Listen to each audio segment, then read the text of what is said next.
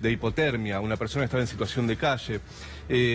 La realidad es que nosotros, ya te diría como una de las grandes ciudades del mundo, como es la ciudad de Buenos Aires, estamos profundamente atrasados en materia de regulación del mercado inmobiliario y de acceso a la vivienda.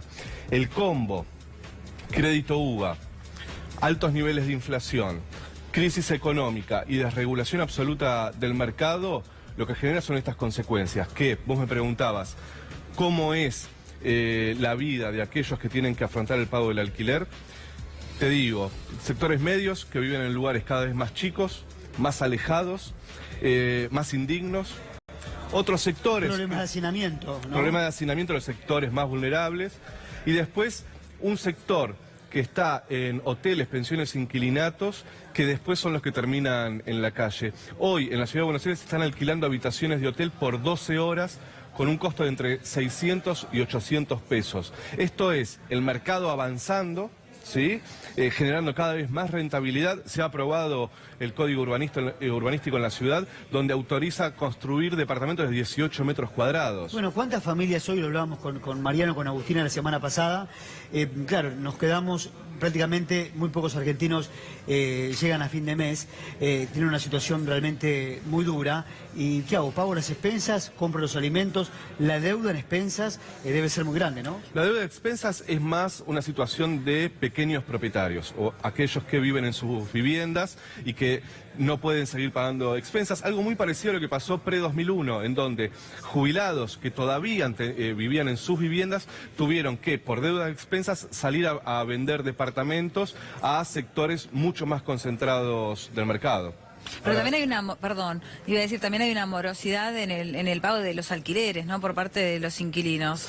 Lo que hay, mira, depende del sector. El sector medio no puede dejar de pagar el alquiler, porque entonces van sobre los recibos de sueldo o sobre la garantía de algún familiar.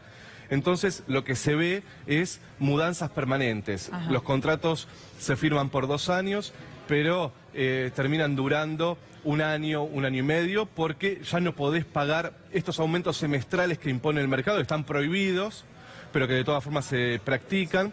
Y después sí, tenés sectores de hoteles, pensiones, casas tomadas, que se ven desalojos todos los días. La ciudad de Buenos Aires tiene un promedio de 5 familias desalojadas por día, ¿sí? Que son obviamente en los sectores más vulnerables.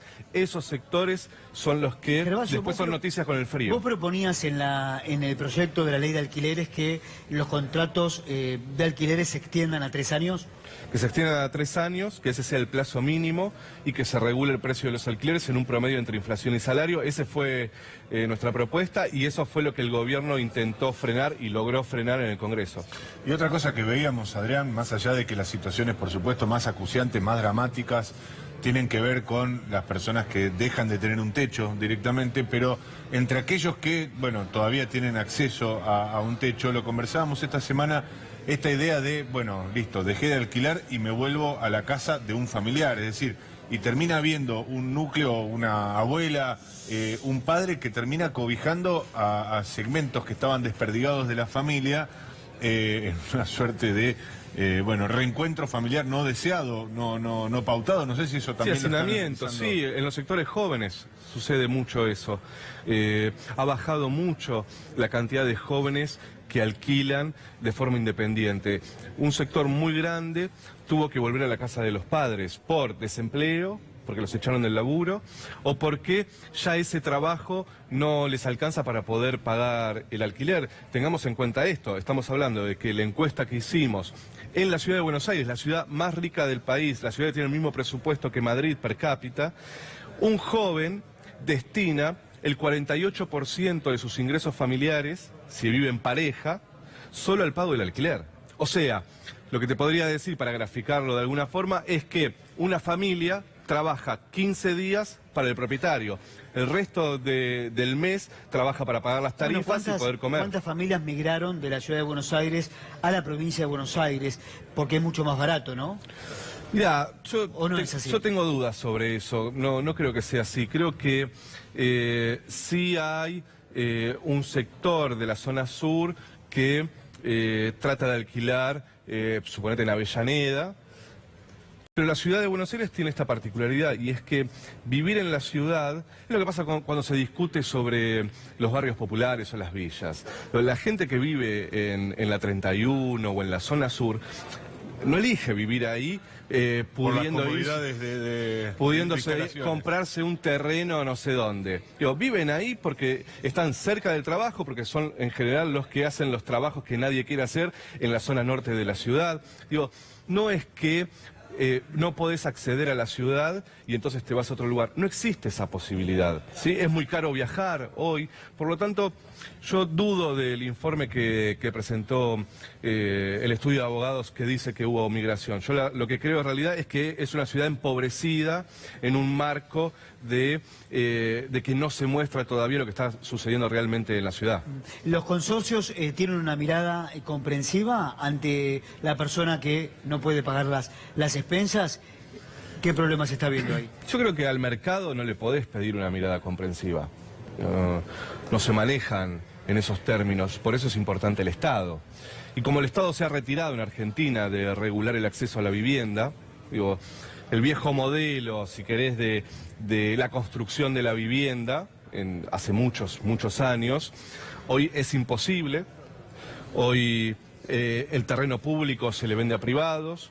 Hoy no hay regulación sobre el precio de los alquileres, como hubo en otros momentos. Entonces, acceder a la casa propia es algo que ya no existe más.